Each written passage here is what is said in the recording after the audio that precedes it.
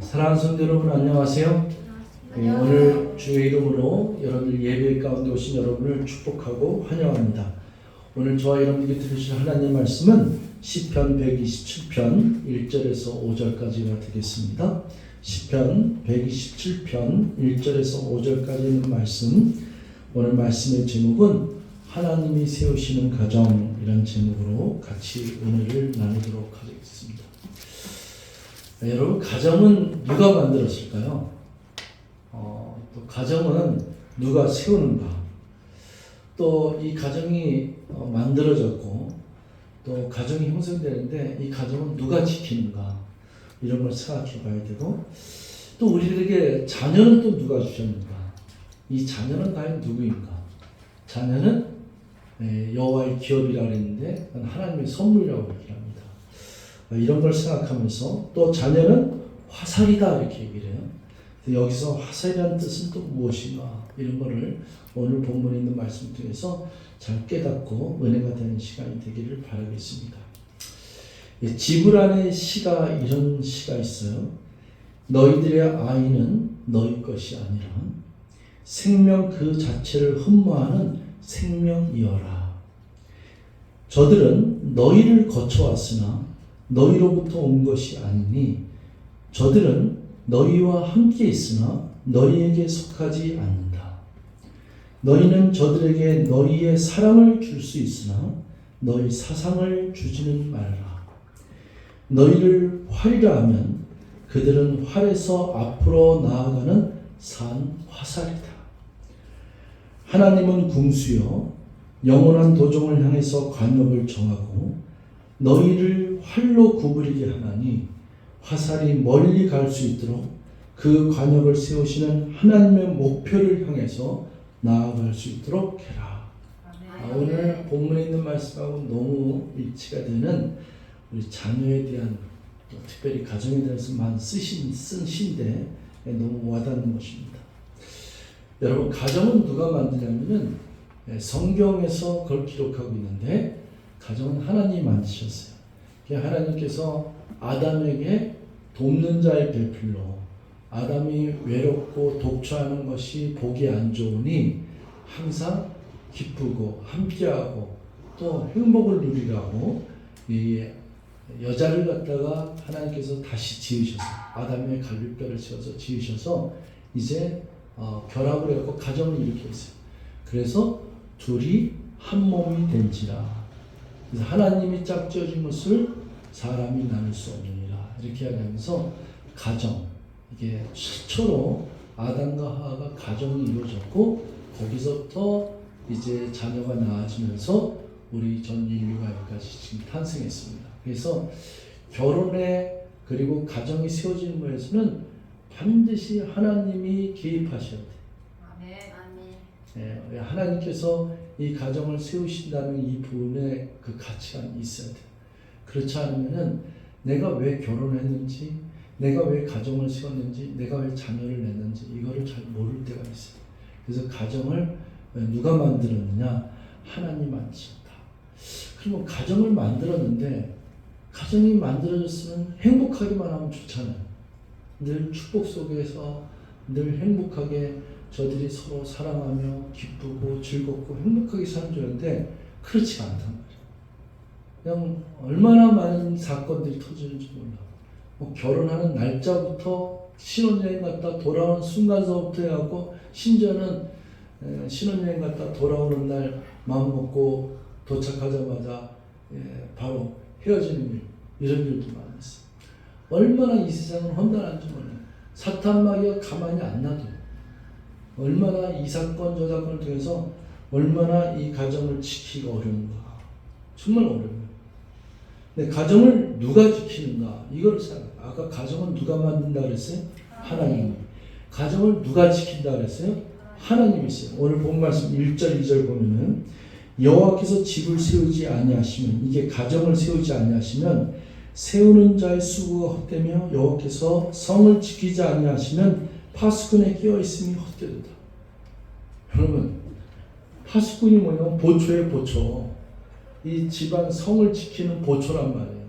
근데 외부의 침입이라든지 누가 공격해오고 사탄마귀가 공격하고 이 성을 무너뜨리는 것이 외부에 오는데 이거 눈을 뜨고 밤을 새우면서 지키고 있단 말이에요. 이렇게 지키고 있는데 이거를 지키는 자들은 이들이 지키는 게 아니라 하나님이 지키신다 이거예요. 하나님이 지키지 않으면은 이거 백날 해봤자 헛수고다 이거예요. 왜? 아수르 군대가 이스라엘 치고 갈 때 이스라엘 군대가 아무리 그걸 막으려도 막을 수가 없었어요. 근데 그것을 막아준 게 누구냐? 하나님이 지켜주니까 하룻밤에 천사 한 명으로 18만 5천 명을 그 자리에서 섬멸시키는 게 하나님이시라니까. 그러니까 이스라엘 백성들은 자기의 힘으로 막을 수가 없는 거예요. 이걸 지킬 수가 없는 거예요. 뭐 보초를 쓰던 별짓 다 해도 지킬 수가 없는 거예요. 근데 이거를 지켜주시고 막아주신 분이 하나님이세요. 우리 가정도 마찬가지야. 하나님이 지켜주지 않으면은 이 가정을 지킬 수가 없어요. 그래서 수고함이 헛되도다. 그러니까 우리 인생이 다 그렇잖아요. 우리 뭐 제가 요즘 최근에 이제 늘 이런 얘기를 많이 하지만은 사람은 왜 태어나면서 이렇게 울면서 태어나는가? 그리고 왜 태어나면서 아이들이 이렇게 아프기 시작하는가? 그 아프고 좀만 지나면 징징대고 저기 되고 그러는데 왜 그럴까? 그리고 그냥 좀만 지나면은 이제 보육원에 보내야 되고 어린이집 보내야 되고 그것도 염려 근심이 있어. 뭐 교사가 때렸다는 등 어땠다는 등 거기다가 감시 카메라 갖다 설치하고 이게 뭐 하는 짓인지 모르겠어요. 네? 그러면서도 또 초등학교 되면 뭐 그것도 그냥 사립 초등학교 보내야 된다면서 뭐 학원서부터 중학교 갈수록 태산이야. 대학교나 뭐 직장 취직하기 위해서 이게 도대체 뭐 하는 거지? 그래서 또 결혼해서 아이를 낳고 살다 보면은 이제는 집이 또 필요해야 되고 차도 사야 되니까 있는 힘을 다해서 돈 버는데 그냥 둘이 맞벌이 부부하면서 옛날에 맞벌이도 하는데 이제 맞벌이만 살아 그렇게 사는데 그냥 한 50세까지 그냥 있는 힘을 다해서 돈을 모았는데 그 다음 51세서부터 한 100세까지 산다면 나머지 50년은 자기가 번 돈을 다 어디다 갖다 바쳐야 돼? 병원에 갖다 바쳐야 돼. 그게 우리의 인생. 이 삶의 진짜 의미는 뭡니까? 이게 이 세상에 태어나서 우리가 살아가는 거예요. 여기에 본질을 알지 않고는 삶에 사실 답이 없어요. 그래서 늘 예수가 답이다. 하나님이 답이다. 성경이 답이다. 성경이 이걸 다 가르쳐주고 있어요. 그래서 하나님이 가정을 만들었어요. 하나님이 가정을 지켜주세요. 그럼 우리는 뭐 놀고 먹으면 되겠네? 아니에요. 이제 2절을 한번 보세요. 2절 보면은 너희가 일찍이 일어나고 늦게 누우며 수고의 떡을 먹음이 헛되도다. 그러므로 여호와께서 그의 사랑하신 자에게는 잠을 주시는도다.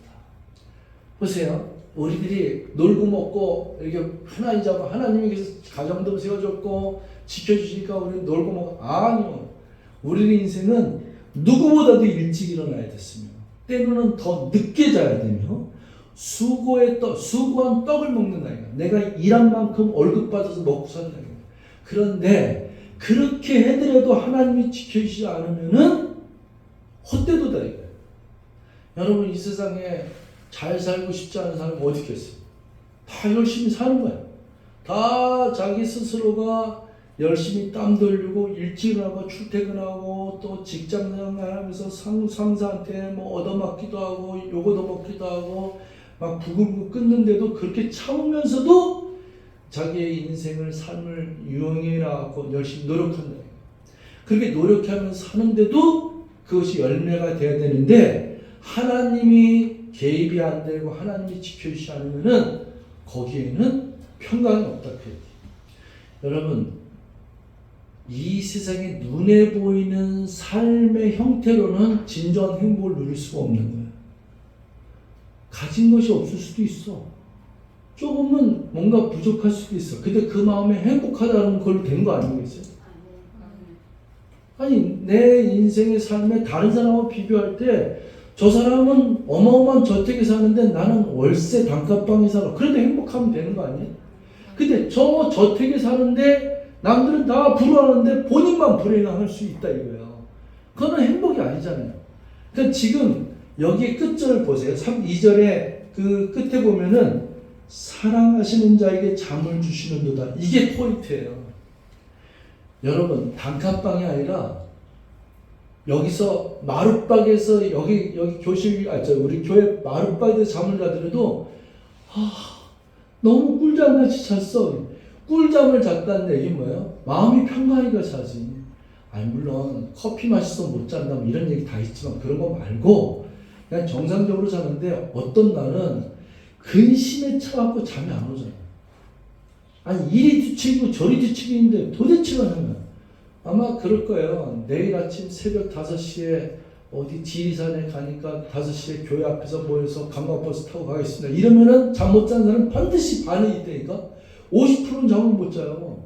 그거 아침에 알람 해라도 못 잔다니까. 또 저 다른 집에 갔어.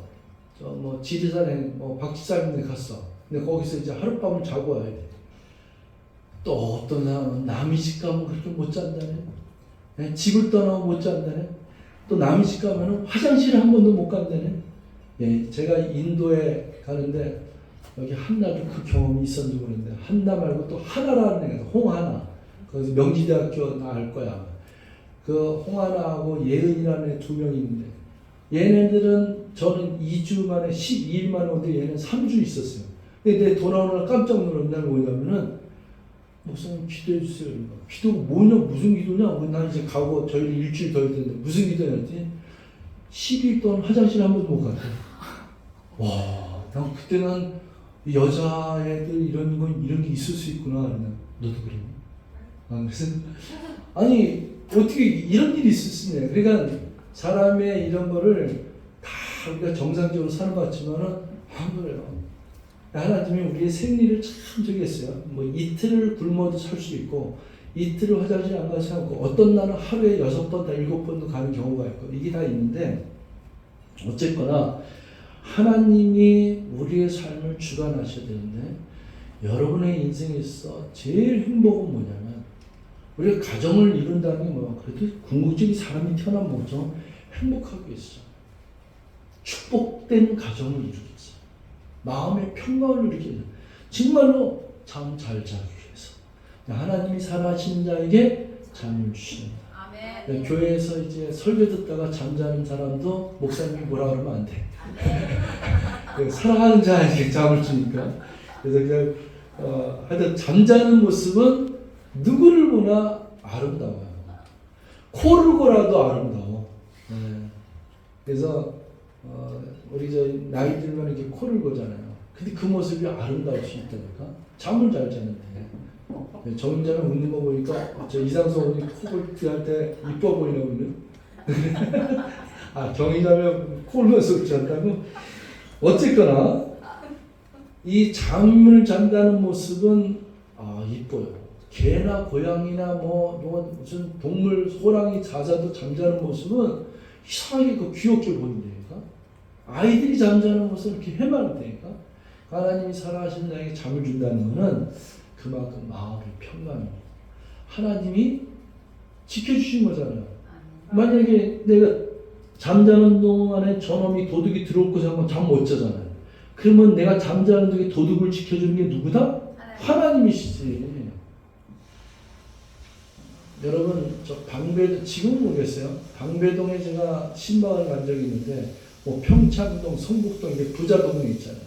방배동에 제가 안기부장의 전 안기부장의 집을 제가 방문한 적이 있는데 아는테 그때 집이 한 120평 정도 되는데 아니 이거 집이 이렇게 담도 놓고 다니는데 거기에 초소가 2개나 있는 거예요. 이 떡 적고 있는 게 좀 그때 당시에 초소가 있어. 초소가 출입하는 걸 다 지킨다고. 그런데 이 초소가 2개가 아니라 20개를 설치하고 세콤 카메라를 몇 개씩 해도 강도나 테러가 저 집을 털겠다 그러면 털어적인 게 이생이에요. 못 막아요, 못 막아. 그거는 하나님만이 지킬 수 있어요. 하나님만이 지킬 수 있기 때문에 이 가정에 평강이 있어서 잠을 잘 수 있는 거예요.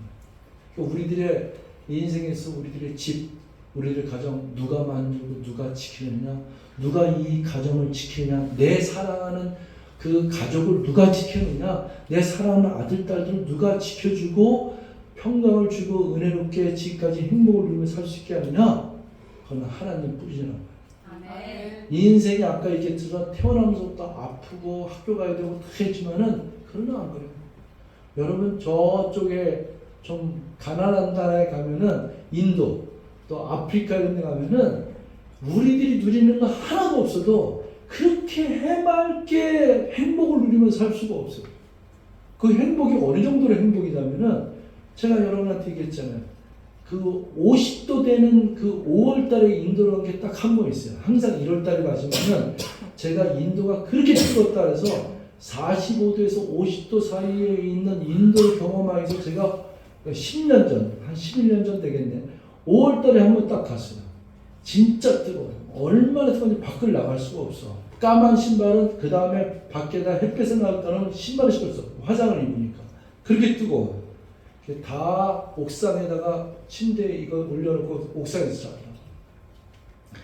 그런데 내가 너무 집회하고 이렇게 오니까 거기 있는 물도 이게 그냥 막 좀 그 정수가 안 된잖아요. 거기 또 물이 미지근하고 뜨겁잖아요. 그런데 거기서 먹는 물도 귀한데 냉장고가 딱 목사님 사택에 그 어머님 집에 냉장고 하나 있어.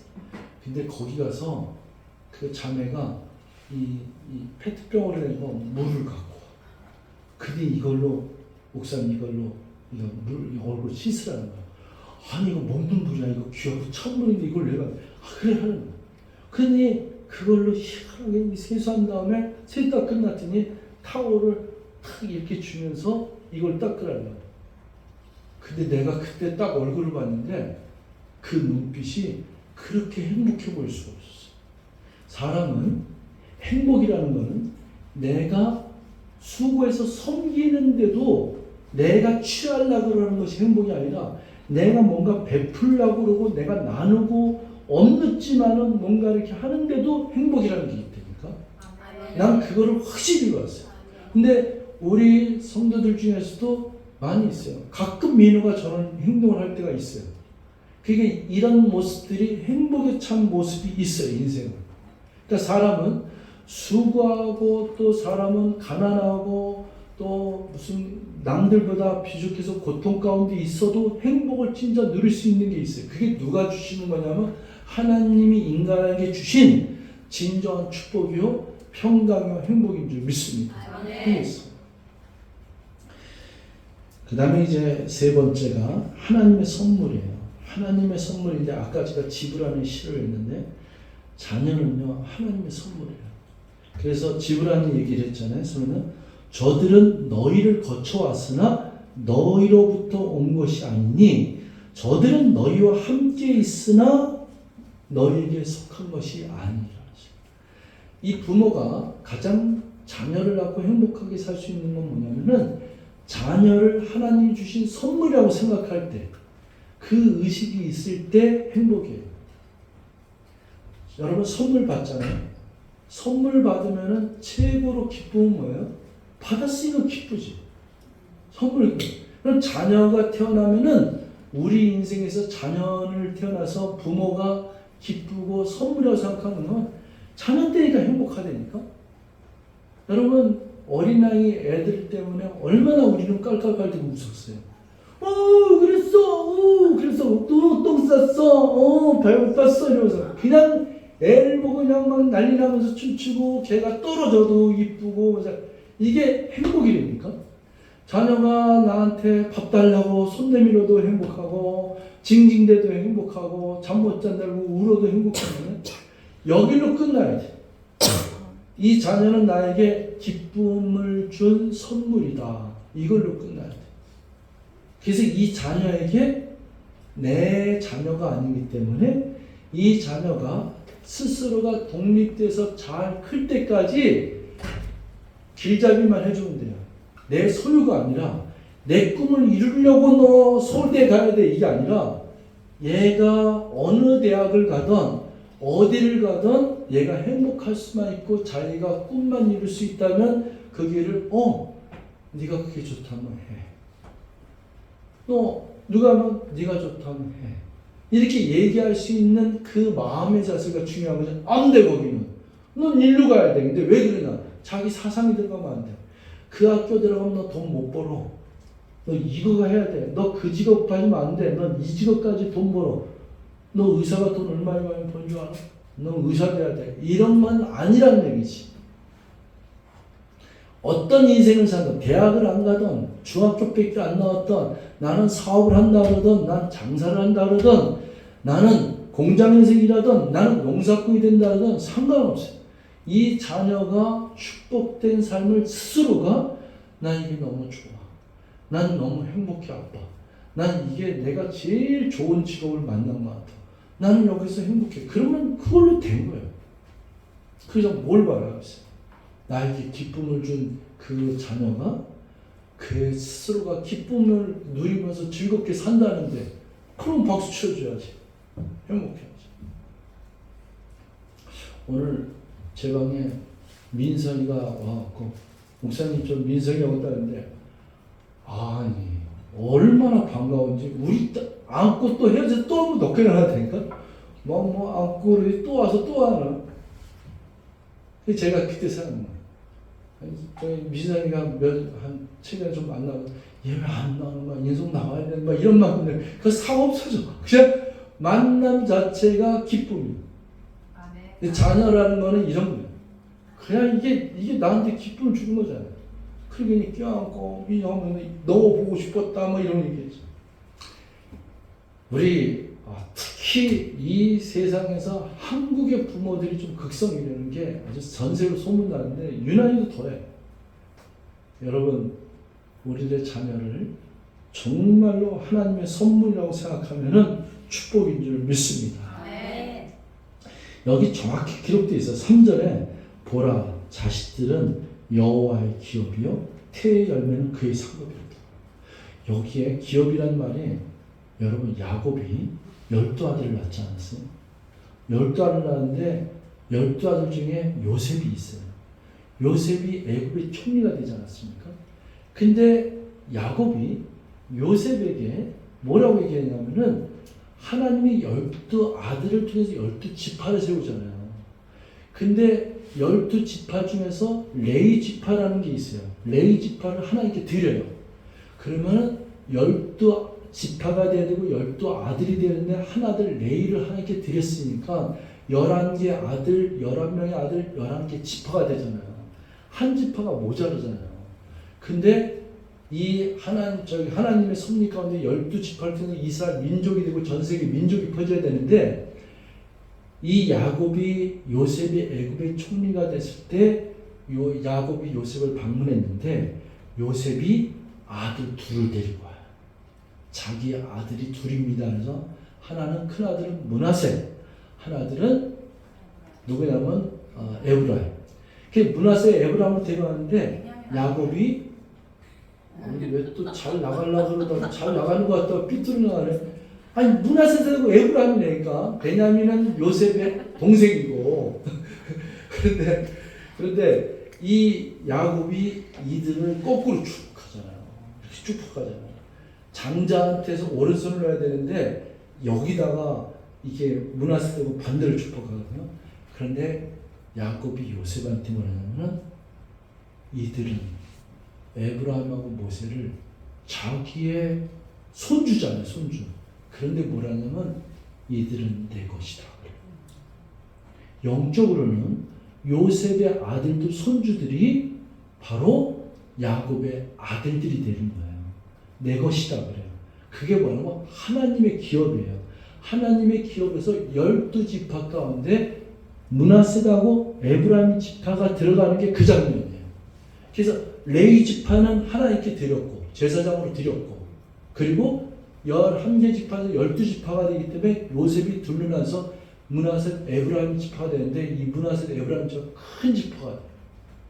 그게 여호와의 기업이에요. 그거는 뭐냐면 당연히 요셉도 무슨 말씀이에요? 내 아들인데 왜 아버지 아들이라 그러냐고 이렇게 얘기할 수 있잖아. 아니에요. 자녀는 하나님의 기업이에요. 태의 열매는 하나님께서 주시는 겁니다.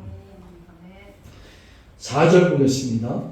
젊은 자의 자식은 장세의 수종의 화살 같으니 5절 이것이 그의 화살통에 가득한 자는 복되다. 그들이 성문에서 그들의 원수와 담판할 때 수치를 당하지 아니하리다. 이제 제가 화살에 대해서 좀 설명할게요. 자녀들은 화살통에 담겨진 화살이래요. 여러분, 지금 우린 전쟁 시대 총 쏘고 뭐 미사일 날아가니까 옛날에 칼 들고 활 쏘면서 하는 장면을 모르는데 옛날에 전쟁에서는 말 타고 다녀서 활 쏘는 거.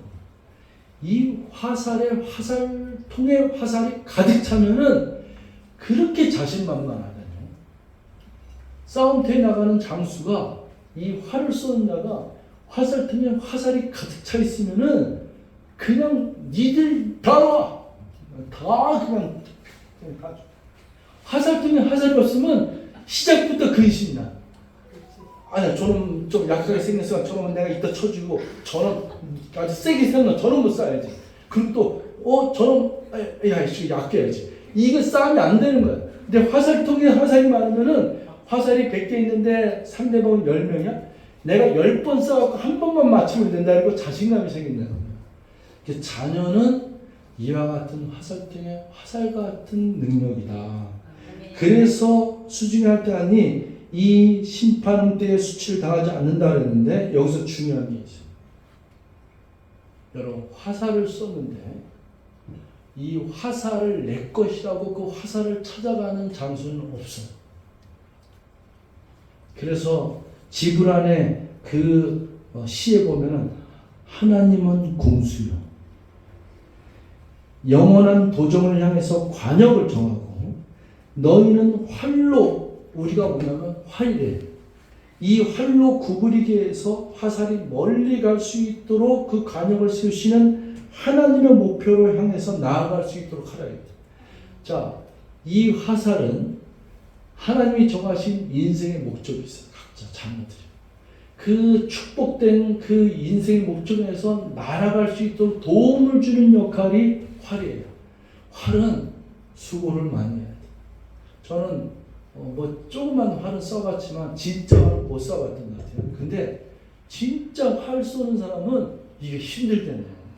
엄청 힘들대요. 우리 옛날에 그 이순신 장군 시대 때 쓰는 활살, 이거는 활은 이게 이 땡기기가 보통 힘든 게 아니래요. 그럼 이걸 잡고 관역을 향해서는 이 눈을 초점 뜨지 않고 이걸 쭉 따고, 물론 우리 양궁 같은 거 좀 보지만은 이게 보통 힘든 게 아니네. 이게 활의 역할이다.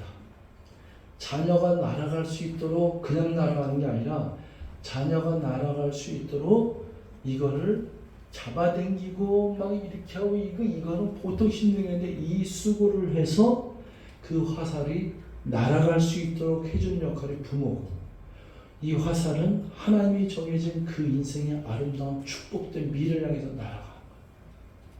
그래서 자녀를 자기 인생의 그 미래에 정말로 축복된 아름다운 그 목표를 향해서 날아갈 수 있도록 우리가 해야 되는 게 부모라는 거죠. 아멘.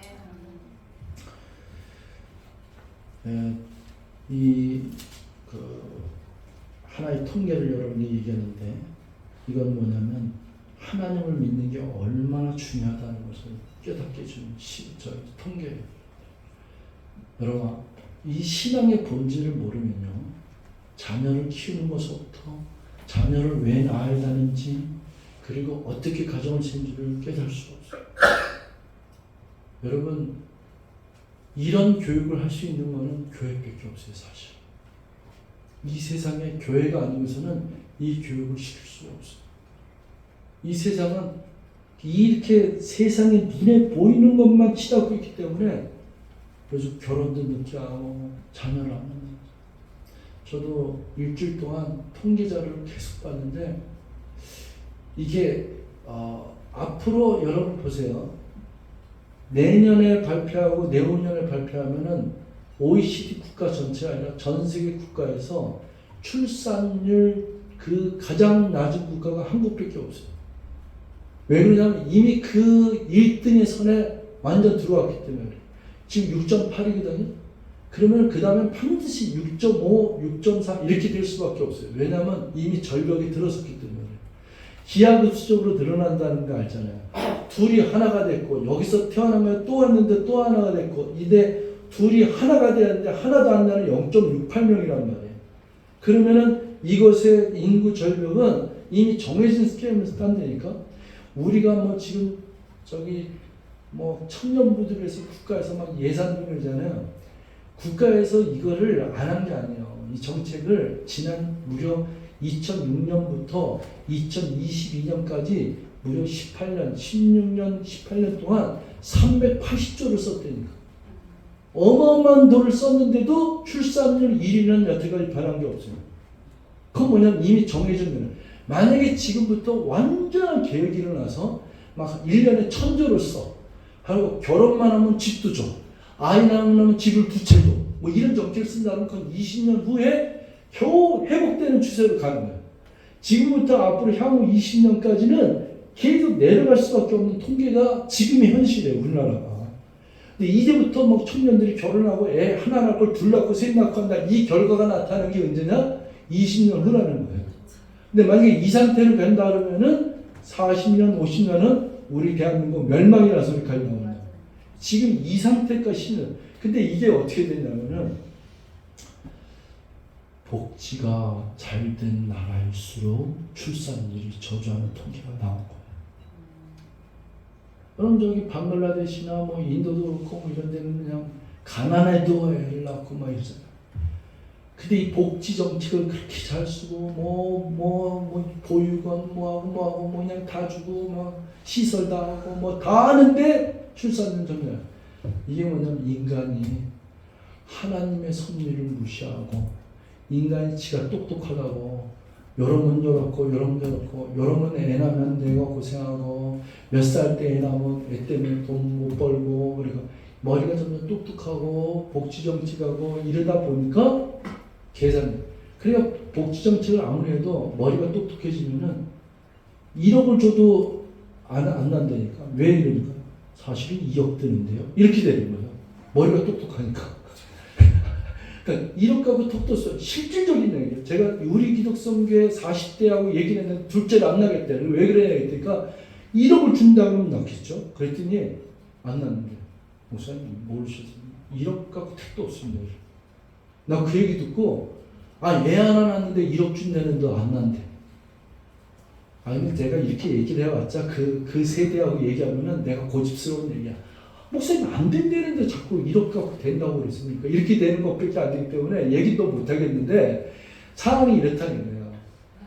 이게 하나님이 사람을 태어나게 하고 어떻게 된 걸 알아야 된다니까. 이거를 제대로 하는 건 신앙교육밖에 없어요. 자녀에게 진짜 이 믿음, 신앙교육, 하나님 성경을 가르쳐서 이게 왜 인간이 태어났으며 어떻게 진행되는 가정을 세우는 누군가를 가르쳐야 된다니까. 아주 참 의미심장한 통계가 있어요. 뉴욕주의 맥스 휴크스라는 가문이 있어요. 예수를 믿지 않는 자 그리고 불신앙의 가정이에요. 그래서 이 불신앙의 가정에서 태어난 쭉 그 5대까지인가 이렇게 쭉 했더니 1026명의 그 가문이 이렇게 형성했는데 그걸 다 조사를 해봤어요. 그랬더니 300명이 교도소 신세를 졌고 그것도 13년 복직 이상한 교도소 190명이 매춘부가 됐고 100명이 알코올 중보자 그리고 그 중에 반 이상이 이 세상의 사회에 폐를 끼치는 사고 뭉치고 살았던 가정이 이게 바로 이 조사, 통계 믿지 않고 불신앙의 가정에서 나온 이거예요. 그런데 조나단 에드워드 목사가 있어요. 근데 어쨌든 통계가 이 두 가정을 통계를 낸 거예요. 똑같은 시대에 똑같은 세대를 낳았을 때 했습니다. 근데 1720년부터 1750년까지 조나단 에드워드 그 가정을 보니까 이분은 이 민족의 영적 대각성의 운동가였었고 프린스턴 그 대학의 총장이었었던 이 조나단 에드워드 가정을 보니까 300명의 목사가 나왔고 선교사하고 전도사가 나왔고 65명의 그리고 대학 교수와 그리고 대학 총장이 13명이 나왔고 그 다음에 60명의 저술가 그 다음에 3명의 하원의원 1명의 부통령. 여러분 이 통계가 그냥 된 거가 아닌 것 같아요. 저희 집도 저희 셋째 형님하고 저하고 철야를 하면서 가정의 복음을 위해서 기도한 게 40년 전, 45년 전에 나하고 눈물 흘면서 밤에 엄마, 아버지, 형제들 다 전도해야 되겠다고 눈물을 기도한 적이 있어요. 그때부터 우리의 후손들이 한 30명 모여요. 좀 더 하면 30몇 명 될까 있는데, 지금은 다 자녀들을 볼 때 어쨌든 목사 나오고 전사 나오고 목사 사모가 나오고 그 다음에 어쨌든 나름대로 이게 잘 지내고, 이 사회적인 것만 얘기하는 게 아니에요. 그들이 지금 같이 우리 모여서 일렬로 예배 드릴 수도 한 20-30명이 쫙 해갖고 예배 드리거든요. 제가 여러분에게 드리고 싶은 건 뭐냐면, 제가 목 놓아 얘기하고 싶고 정말 눈물 흘리는 신앙은 너무 중요해요. 그냥 교회 왔다 갔다 하는, 그냥 이렇게 왔다 갔다 하는 그런 거 말고 진짜 예수를 만나야 돼요. 아멘. 우리 자녀가 예수를 만나야 돼요. 아멘. 제가 광민이 민성이 있고 채연이 여기 있지만, 제가 얘들을 정말 아들딸처럼 사랑하고 내가 축복하고 안아주는 이유는 신앙 때문이에요. 이 세상에 밖에 나가면 어린아이들이고 누구 얼마나 많겠어요. 근데 진짜 저 목사의 가슴은 이들을 정말 예수를 만나서 정말 하나님이 저 관역을 통해는 영롱하고 찬란한 너무나도 축복된 미래의 그 주인공으로 서갈 것을 바라보면서 기도하고 그들을 품고 안아줍니다. 우리 여기 계신 여러분들 자녀를 안아주세요.